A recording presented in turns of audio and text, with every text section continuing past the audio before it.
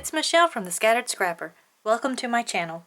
Today is day 23 of Scrap-O-Ween. It is Spooky Pocket Wednesday, and I have another pocket page pulled out. This is still from week 43, October 22nd through the 28th. And it is the day of our Halloween party, so I've got some pictures of the treats I made, of Brianna getting ready, and some other pictures here. I've got some papers picked out. I've got some little felt hearts that I've pulled out, some washi tape. I would really like to see if I can get this moon used up. So let's get started. Spoiler alert, I didn't get the moon used up. it just didn't go with this layout. But what I am doing now is what I always do, and I'm looking to find some 3x4 cards and some 4x6 cards. And I'm looking to see what I can use to fill in these little places here. And I really thought about using the little haunted house. I love the little haunted houses so much. They are so cute. But I wanted to bring in some more of the green in this layout because the pictures of my treats up there that I made has green. One of them are green. And I wanted to kind of pull that in. And I thought that the little haunted house was a little bit too dark, and I wanted to brighten this up some.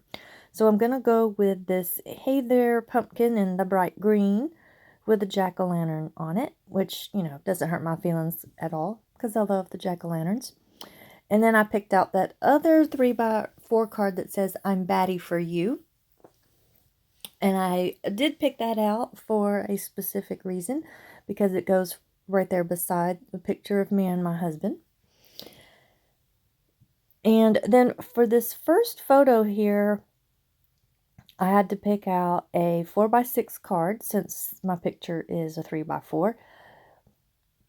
And I'm going to just kind of trim it down a little bit because I want to put a photo mat on it. And I was thinking about using this black with the white dot, but I would have had to piece a bit too much with it, and so I decided to look for something else. And I thought about using that really bright green with the black stars because I am wanting to bring some of the green into my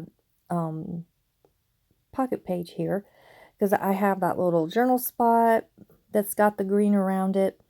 But I didn't like the black stars next to the little jack-o'-lantern faces and the black stars on my background paper.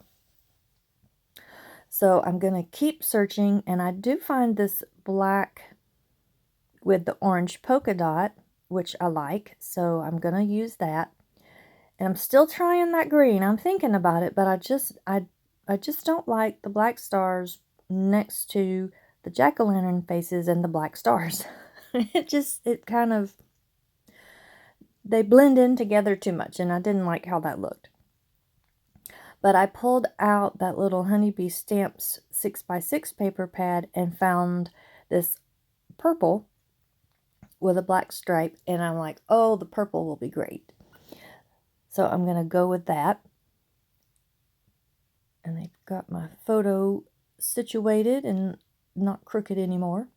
Actually, probably is crooked. I cannot cut straight for anything, especially photos. Even when I'm using like my little guillotine trimmer or this trimmer here, my photos still, they're not square. I mean, obviously they're not squares, but they're not, I don't think that the corners are all 90-degree angles. If that makes any sense.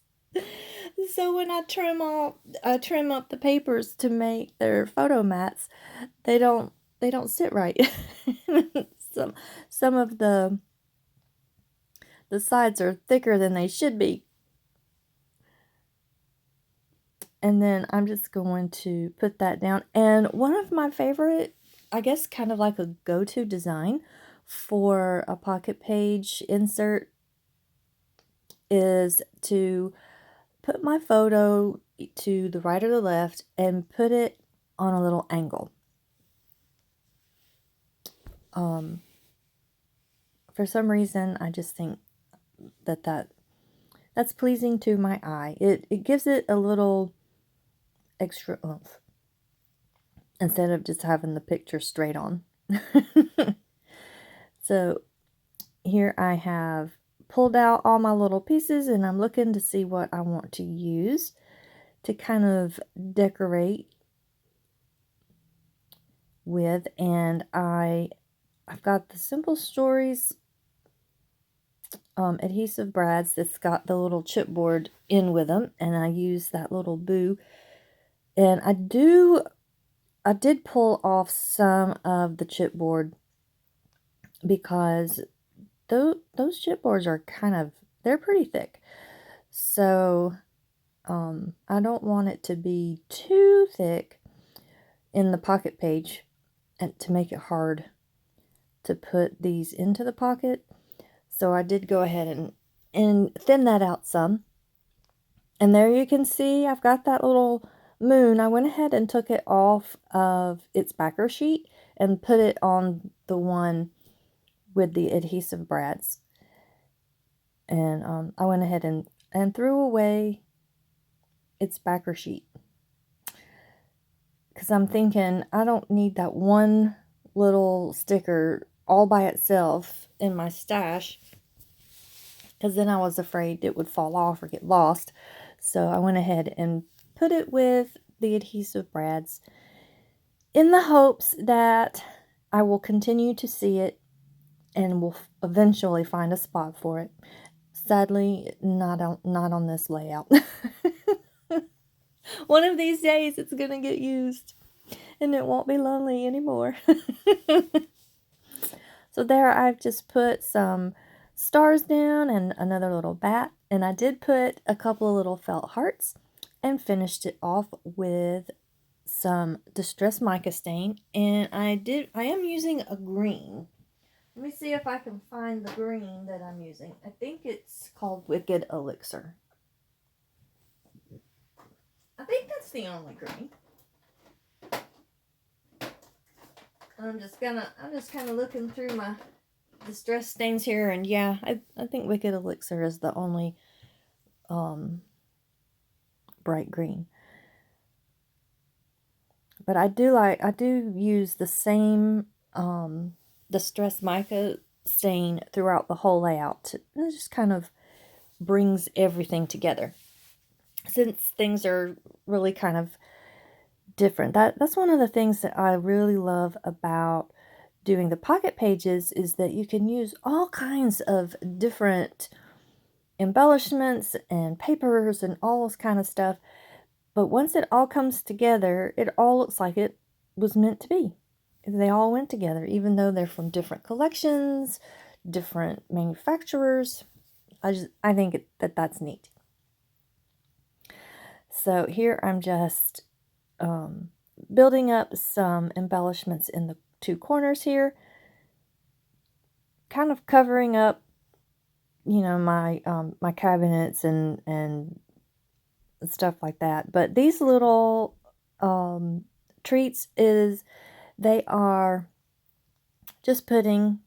It's a green pudding and an orange pudding, and I think it's vanilla, and we just colored it. I can't remember now. It was just last year.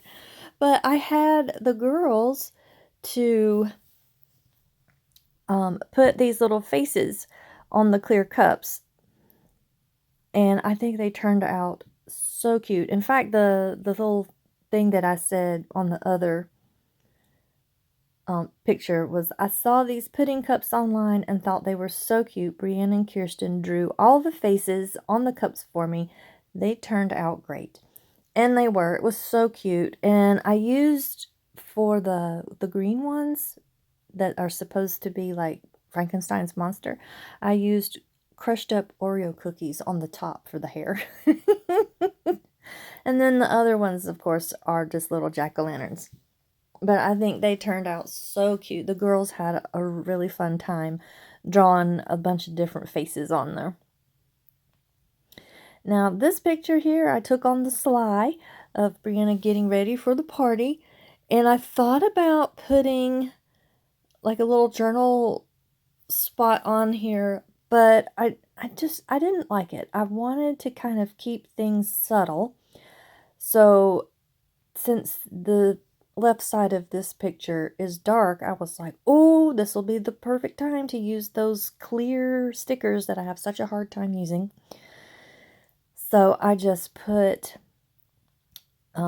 several different ones down, kind of cascading, and I'm going to finish it off with the Distress Mica Stain.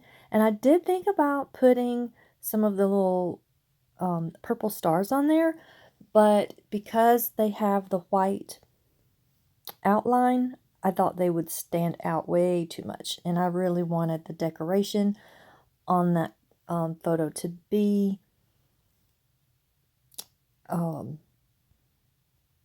subtle. I think that's the word I'm looking for. So here is a picture of me and my husband outside with the Pumpkinhead family. And I put this little bit of washi tape down, and I picked out 2 felt hearts, and I thought about kind of building up that cluster a little bit more with like the spider web, the clear spider web sticker, but I didn't like how that was looking, and so I decided to just leave it simple and finish it off with some Distress Mica Stain splatters. And then here is a picture of Brianna and her now husband, and they look so cute together. And I thought that this die cut here was perfect for this photo of them, especially since the angle of how I took the photo and the skeleton hand pointing in that direction, it went perfect. Sometimes I have a hard time using directional die cuts or stickers, when things are pointing a certain way, like arrows and things like that. But this one just went perfectly together, and I was like, ooh, yes, I have to use it. So I go ahead and back the photo with some more of this black paper with the orange polka dots. And that's another way that you can have your bunch of different supplies that don't go together look like they go together, because you just use them in more than one little place. And then it all just kind of fits together. Of course, these papers do go together because they're all from the same collection, except for the Honeybee Stamps purple one. But I brought in those purple stars, and that kind of helps have that little shot of purple that this little Simple Stories, I forget the name of the collection. It wasn't Spooky. That was an Echo Park and a Pebbles collection last year, a couple of years ago, I think. But now I can't remember the name of this one. Oh well. But we can add the purple to it, and it works because it's Halloween and you gotta have purple in there.